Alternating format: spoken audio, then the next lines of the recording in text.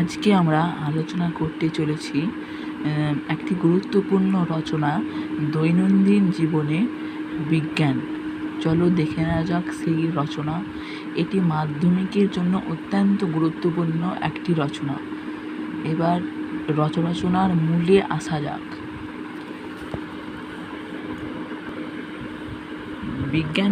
বিজ্ঞান মানবতার একটি আশীর্বাদ, যদি তা সঠিকভাবে ব্যবহার করা হয়। এই উক্তিটি হলো APJ আব্দুল কালামের। ভূমিকা: বর্তমান যুগকে বলা হয় বিজ্ঞানের যুগ। বিজ্ঞান ছাড়া আধুনিক সমাজকে কল্পনা করা যায় না।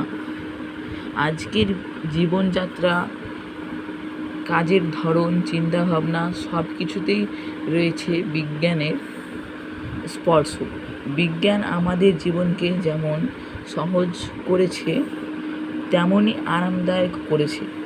সকালে ঘুম থেকে ওঠা থেকে শুরু করে রাতে ঘুমাতে যাওয়ার আগে পর্যন্ত যাবতীয় কাজকর্মের জন্য বিজ্ঞানের অবদান লক্ষণীয়। এবার বিজ্ঞানের জয়যাত্রা।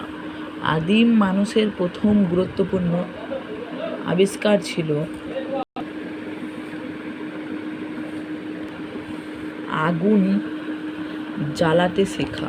মানুষের দ্বিতীয় গুরুত্বপূর্ণ আবিষ্কার ছিল চাকা। বর্তমানে মানুষ যোগাযোগে যে অপরিসীম উন্নতি করেছে তার মূলে রয়েছে চাকা। বিদ্যুৎ শক্তিকে কাজে লাগিয়ে অনেক নতুন জিনিস তৈরি করতে লাগলো মানুষ। দৈনন্দিন জীবনে বিজ্ঞানের অবদান একে একে স্থান করে নিল। এবার প্রত্যাহিক জীবনে বিজ্ঞান। তার আগে আমি একটুখানি বলে দিই যে আমাদের জীবন, আমরা আমাদের যাবতীয় কাজকর্মের জন্য বিজ্ঞান কিন্তু আমাদের সঙ্গে অপরিসীমভাবে জড়িত রয়েছে।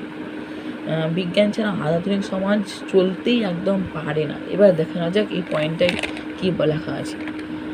আমাদের জীবনে ব্যবহৃত প্রায় প্রতিটি জিনিসই বিজ্ঞানের দান।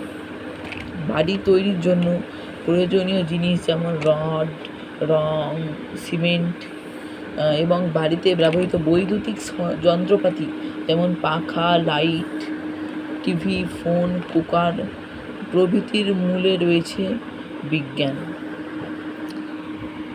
বিনোদনে বিজ্ঞান: টিভি, গান, সিনেমা, ভিডিও গেমস প্রভৃতি আমাদের আনন্দ দেয়, যা বিজ্ঞানেরই দান। আনন্দে বিনোদনে বিজ্ঞান একটা অখণ্ড জ্বর এনে দিয়েছে। এটা হলো টিভি, এটা হলো তারপরের পয়েন্টে আসা যাক।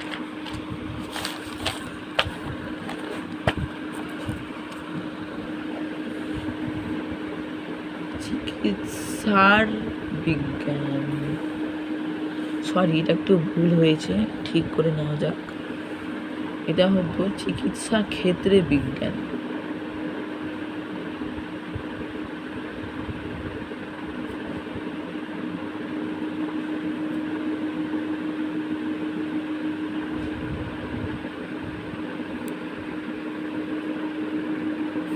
চিকিৎসা ক্ষেত্রে বিজ্ঞান।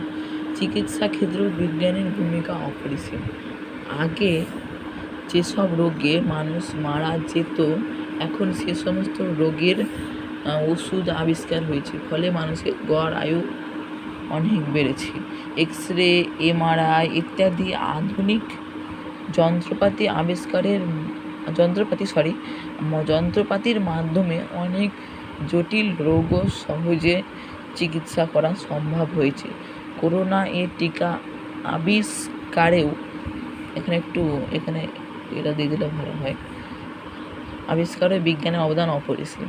এটা আমার একটু ভুল হয়েছে, তাই এটা না লিখলেও চলবে, তাই আমি এটা কেটে দিয়েছি। এবার হলো শিক্ষাক্ষেত্রে বিজ্ঞান। বিজ্ঞানের অগ্রগতির সাথে সাথে শিক্ষা ব্যবস্থাতে অনেক পরিবর্তন এসেছে। পাঠদানের ক্ষেত্রে কম্পিউটার ব্যবহার করা হচ্ছে, যা বিজ্ঞানের দান। ইন্টারনেট ব্যবস্থার উন্নতির ফলে এখন ছাত্রছাত্রীরা ঘরে বসেই অনলাইন কোচিং করতে পারছে। মাস্টার মশাইরা অনলাইন টেস্টও নিতে পারছে। এটা ওই একই রকমই, এটা না লিখলেও চলবে, তাই আমি এটা কেটে দিয়েছি। যোগাযোগ ব্যবস্থার উন্নতি। মোবাইল ফোন, ইন্টারনেট, ভিডিও কলের মাধ্যমে আমরা পৃথিবীর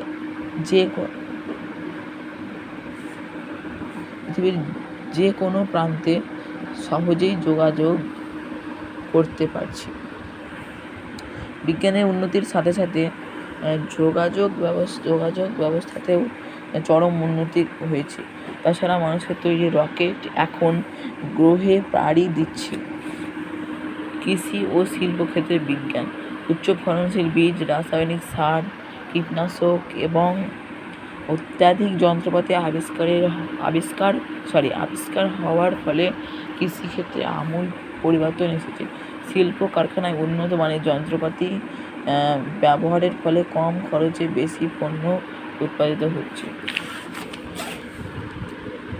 উপসংহার: বিজ্ঞান মানুষের জীবনকে গতিশীল ও আরামদায়ক করেছে, তবে বিজ্ঞান যেন মানুষের মঙ্গলের জন্য ব্যবহৃত হয়, অপব্যবহার যেন না হয়। এটাই আমাদের দায়িত্ব। সঠিকভাবে ব্যবহার করলে বিজ্ঞান হবে মানবজাতির একটি না, এটা আশীর্বাদই ঠিক আছে, মানবজাতির একটি আশীর্বাদ। বিজ্ঞান আজ মানুষের বন্ধু, সহযোগী, সেবক।